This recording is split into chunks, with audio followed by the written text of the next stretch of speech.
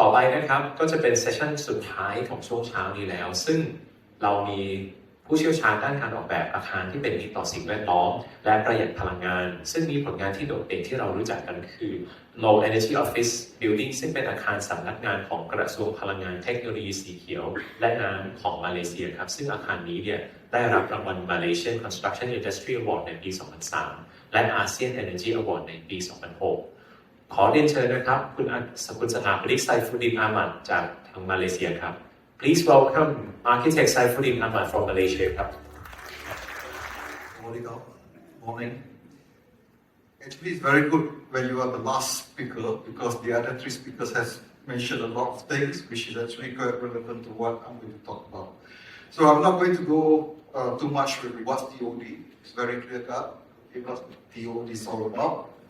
Okay, maybe just a bit of background where I come from. Yeah, I'm actually a director of MRT Corporation, okay, and also the chairman of MRT Lingkaran, which is actually looking into the Line 3. Established in 2011, it's 100% owned by Ministry of Finance, initially to develop just the Klang Valley MRT project, and today our role have shifted to developing projects in other parts of Malaysia and TOD. Okay, basically these are the projects that we have embarked or actually looking into. One is actually MRT Kajang Line, which is 46-kilometer radial line, part of the Green Klang Valley MRT project, and it's completed in 2016. And MRT2 Putrajaya Line, 52-kilometer radial line, part of Greater Klang Valley MRT project, completed in 2023.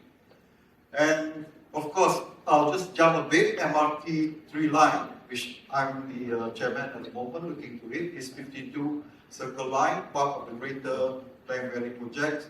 Unfortunately, we'll just begin in 2027, and we are at the planning stage and at the stage of acquiring the land that's involved.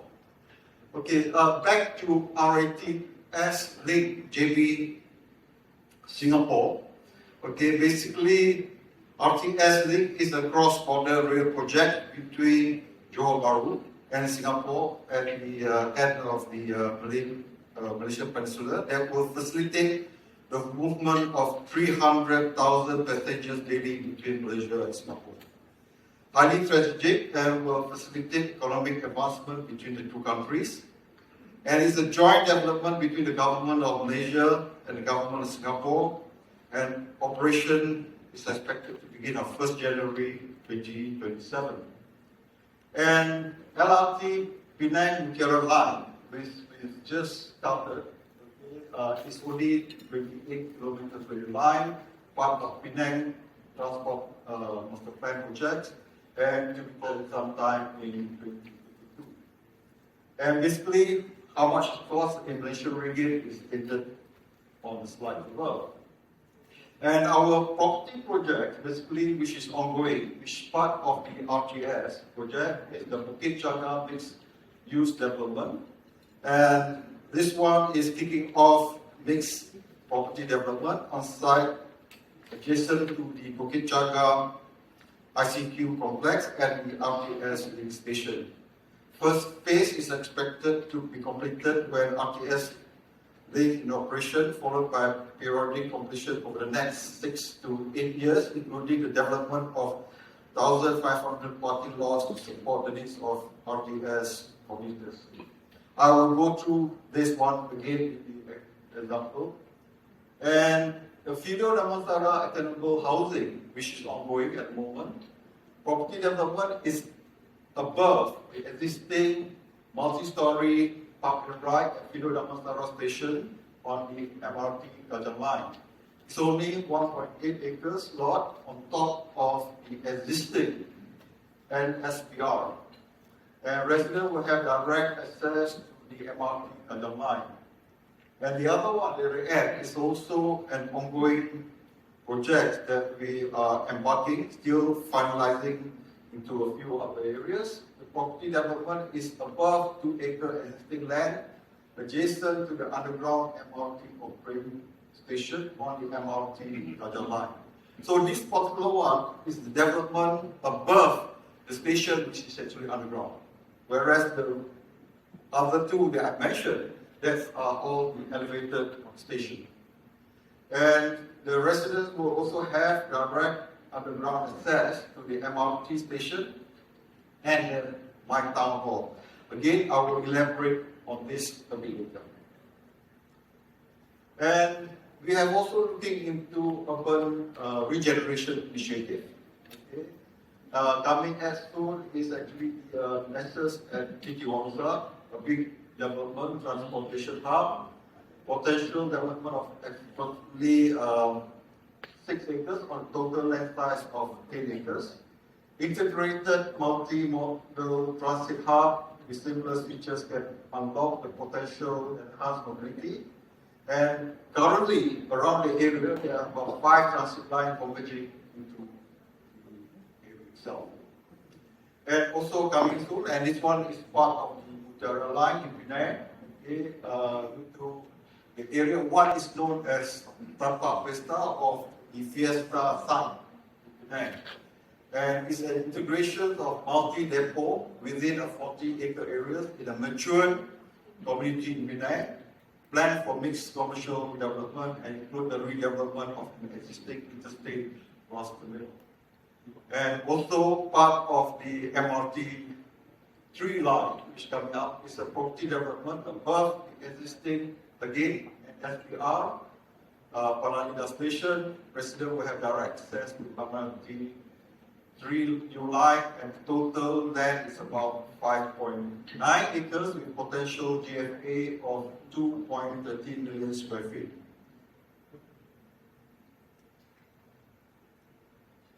Okay, basically, what we are looking at is also harmonizing the rail and property. Okay. I think one is also have been mentioned by the other 3 speakers. So what you are looking at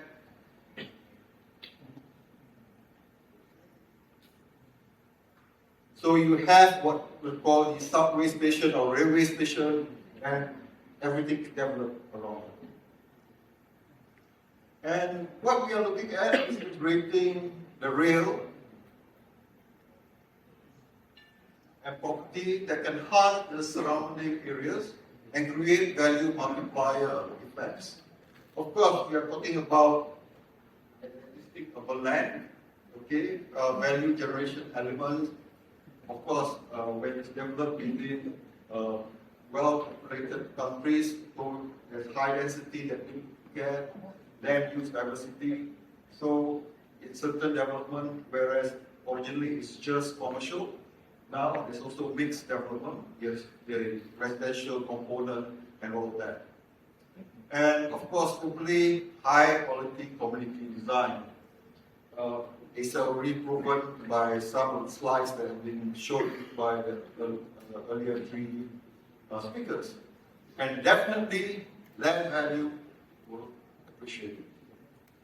I think the last speaker has also showed the graph, the expected value of the land.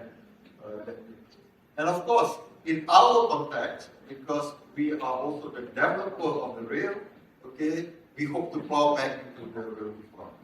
Of course, in this particular Bangkok case, it's slightly different model, okay, but I think the idea of this forum is to actually discuss the importance and the value and the advantages of TOB.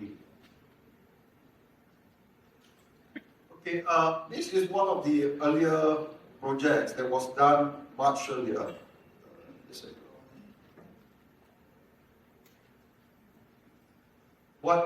Anybody who have gone to Molupo, you heard about the NL Central area. It's almost developed. Of course, in terms of government, it's a different scale altogether. It's within the CBD area. Okay. And most of the things is actually trying to integrate the existing land use policies and the TOD principle. And that's also one of the key challenges in any TOD development. So working hand in hand with the government and local authorities is most important to ensure that what is envisaged in the development of TOD is actually materialized. And of course, public awareness, encouraging public to embrace the TOD in a culture where private car ownership is common. And I presume that's where ASA is trying to develop today, okay, to tell the stakeholders, okay, the advantages of TOD.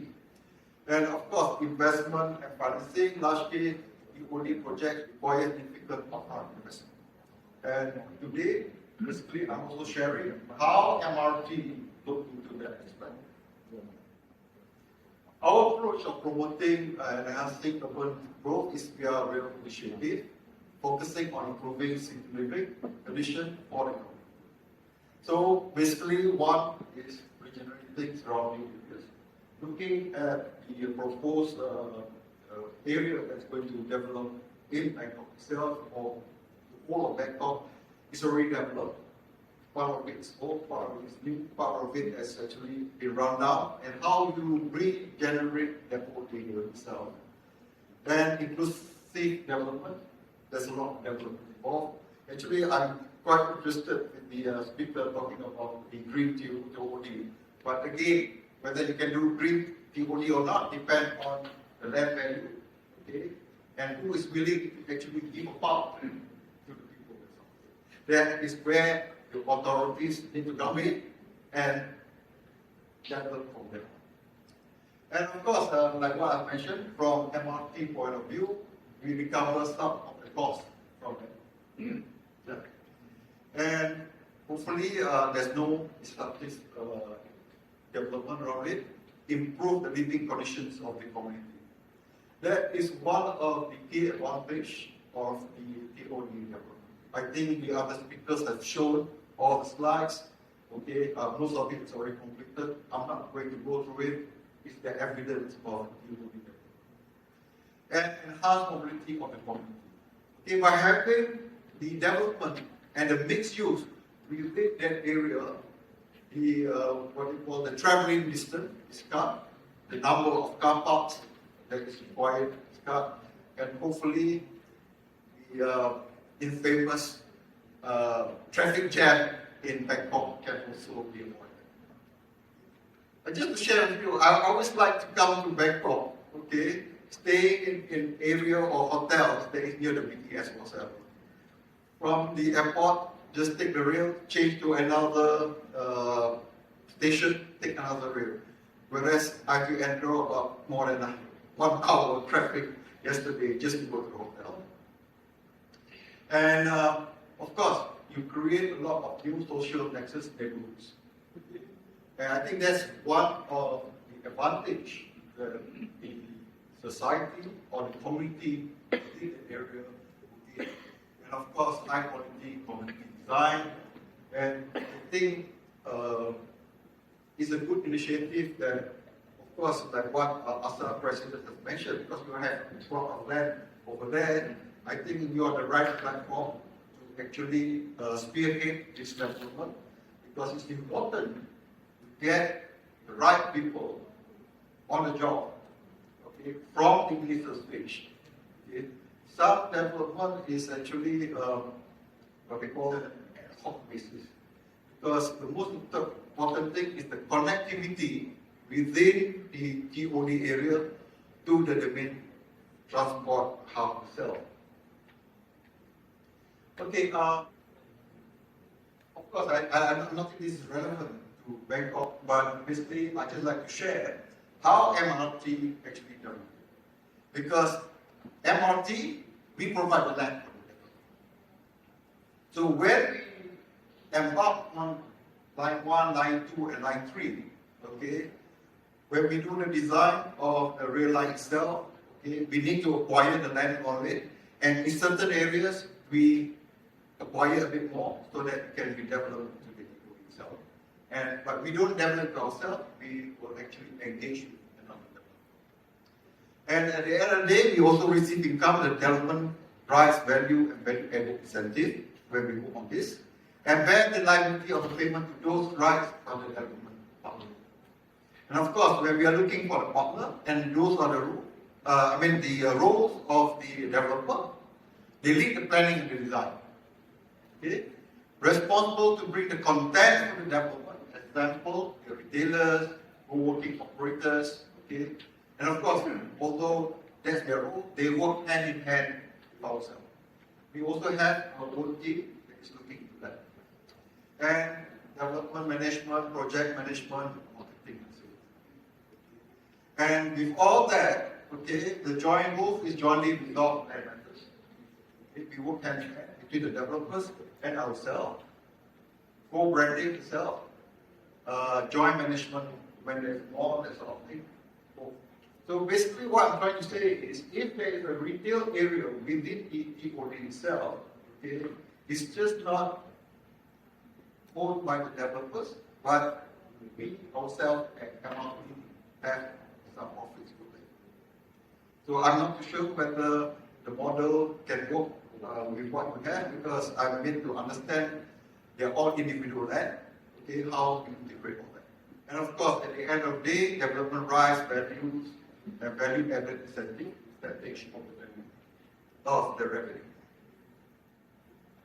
Okay, basically, what we are looking at, how we do it, private property developer bid land rights to develop land. So what we do at MRT, okay, we advertise with all the well-known developers in the country, okay, who are able to bid. Evaluate based on value offered for land rights and other value-added incentive. Development plan should be aligned to our guiding principle. So right from day one, MRT, when we embarked in 2011 until now, we have our guideline, how we want to develop the whole development. Earnings from the land rights so gets plowed back into the development cycle. I mean, that's only for us, not in your context. Maybe in your context, you work in some other model. Successful bidder fully fund the entire development until completion. So basically, for the funding of the development, the MRT doesn't come up with a single cent. So this might think about how you're going to develop that and come up with some sort of model that's a win-win situation for both the landowners, okay? Or subsequently, I think since there are many landowners, corporations or whatever. And of course, typical gross development margin that can be generated by successful developers. So in Malaysia, I think just now you also mentioned from Japan, I think Malaysia will talk about 25%.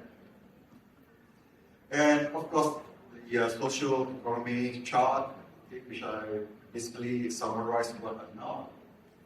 Okay, I'm just going to go quickly with some of the developments that we are embarking at the moment. As I mentioned earlier, okay, the RTS is actually between Singapore and Johor Bahru. For your information, for those who are not familiar with Johor Bahru doesn't have any real transportation at the moment. But by we embarking this, the state government has already embarked to look into expansion of this into the southern area itself. Okay. So the connection is actually from the Singapore side, is at the Woodland North Station, okay, and our side would be the central area, which is just next to ICQ complex, and what we call the Bukit Jaga development. Bukit Jaga is actually the name of the area itself. And that's the model we are looking at. Okay. We are developing the parcel A first, parcel C, and also parcel D. Okay. So at the bottom part, that's where the station is already under construction, and there's also a new immigration custom quarantine complex, okay, which is connected to that. And further down on this slide, which is not shown, the slide is already a few shopping complexes, hotels. And what we are embarking into a few blocks. We have the medical center, we have office, hotel, retail mall, service apartment, and service apartment too. I'm not going to go into details of other information is on the slide there. And how it's connected. Okay, so you have the station right at the end there, I mentioned earlier. You have the ICQ complex. So there's a common concourse. Okay, they continue to the development that I mentioned. Okay, what is shown in pink is part of the areas where MRT is also having functions. So the rest are actually sold to the public. And again, the components of the parking requirement. Again, just to show the whole thing, Kichaga, ICQC, where are the workforce service apartment, medical, office, hotel, the retail. Just what we call the perspective of how the areas right. And some perspective, okay, how we have been such, we don't have a park, okay, that's a big area that we can provide to people level. Because this is a real CBD area. And it will be very, what we call, active, because that's where we are hoping people from Singapore coming to Malaysia, and also reduce the number of people crossing the existing causeway on their home. Some perspective. Okay, talking about Fiesta, which also, like what I mentioned, is Fiesta Bar. Okay. And basically we propose Mutiara line that starts at the bottom there you have the international airport that goes right up to town center where Kongta is, just around the area. And we are also actually crossing the sea to go to Province University, which is one of them. So basically, Tapak Fiesta or Fiesta site has been a site that you have a lot of festival activities, exhibitions, and whatnot, which is done once a year. It's a permanent site. Okay? So this is the area that we want to develop. Of course, in this particular case, in Penang, we don't own the land. The state government owns the land. Okay? So this is where we need to work with the state government. How are we going to develop the foundation? So basically, if you look into that, okay, you have the transport depot, bus terminal. Okay, that's what we want to have. The multi-story car park, and that particular area is multiple usage. We even have the depot over there, but not fully depot in that sense. It may be just a short servicing for us. And we have the rapid Penang bus depot on that. And that bottom part is where we propose. Previously, what was the Fiesta site? Okay, now we use it for one portion, and we come up with very facilities and a few other areas. Just to share, we are still negotiating with the government into what portion that we are able to develop. Here's a bigger plan that shows how the area is going to be developed. So the depot, TOD, the station, and the park as well. Okay, this development is a very small site. It's an existing MPSR. Okay.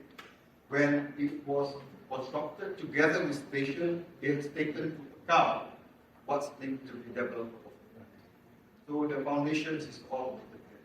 So this one is just the diagram to show the overall development of the Klang Valley rail. Okay, you have the purple, which is the Putrajaya line, then you have the green, which is actually the Kajang line, and the circle line, which I showed, we are still at the planning stage, and we also have outer monorail and subsequently also the existing rail lines. Okay, it's a small site. PSR is already there. Okay. So what the developer needs to do is just move it. The background is actually another development of slightly on the hillside, and that's where the station is. So what we have is just purely residential.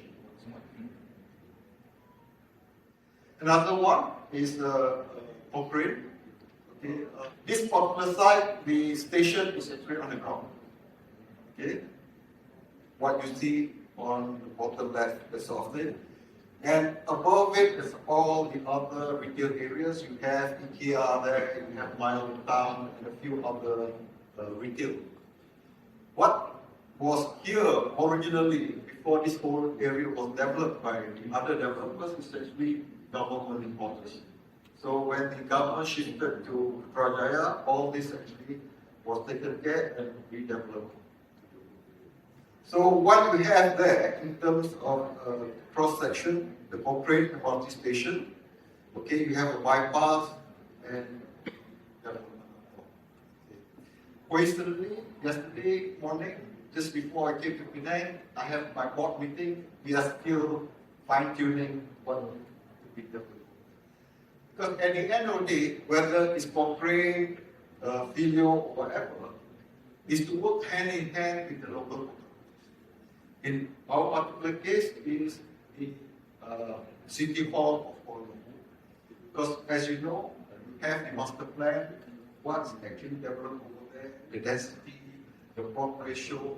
So you need to have a discussion with them. Okay, and in our particular case, because our development is between ourselves and the developer who has been appointed, so both parties go and see the local authorities. Look here, you have a station here, we want to develop TOD. And of course, we already, the local authority already have what they call a requirement. If, for example, you do a development not near a transport hub, say the parking requirement is not as such, but for TOD, the parking requirement is less. So that's one key advantage why a lot of people want to develop around TOD. I mean, in TOD itself, parking requirements actually reduced, and even some authorities given incentive in terms of payment for development order and all that. So again, that's another topic altogether, which once on your side, you can actually agree what needs to be done.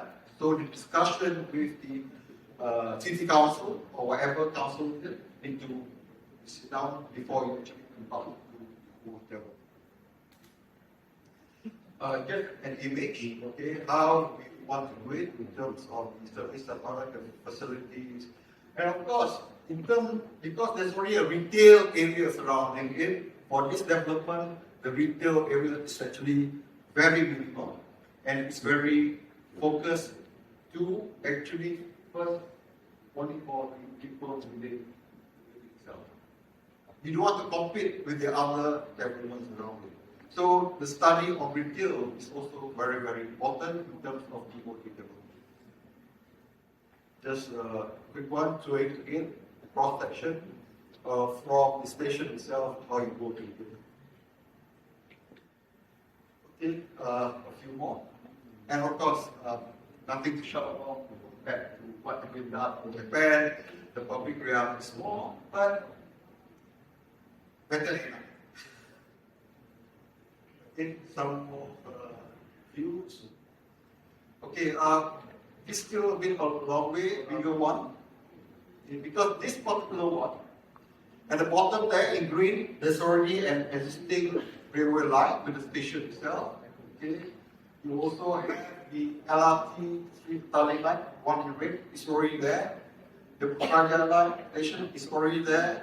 Okay, what we are looking into is MRT Central Line potential. One total. Okay, and that's the proposed development area that we get. Just the demographic on how what they call in terms of radius capturing the market of all the areas because you have the General Hospital there, you have the World Trade Center there, and a few other shopping complexes, private hospitals, and also the cultural center, which is stated there, Istana Budaya, you have the National Art Gallery. And just a rough perspective on how the main MRT station and the connectivity to the LRT and MRT station and the monorail. And that open space is where we will develop for the future movie. Just to show context, the green space is where, well, it's good to have park, that sort of thing, but sometimes don't let it there.